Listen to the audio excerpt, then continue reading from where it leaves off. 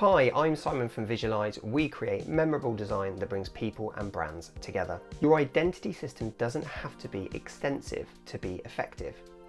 So what is an identity system? When you had your business identity created, you would have been supplied a logo. With this, you may have been given some guidance on how to use that logo. And for some of you, your identity project may have included what fonts to use, your color palettes, guidance on what image styles will support your messaging, plus a whole selection of graphical elements or components. This is your identity system. An identity system is there to help give your marketing a distinct style and bring it to life. In an ideal world, and if budgets permit, of course you can have all of these items created for you.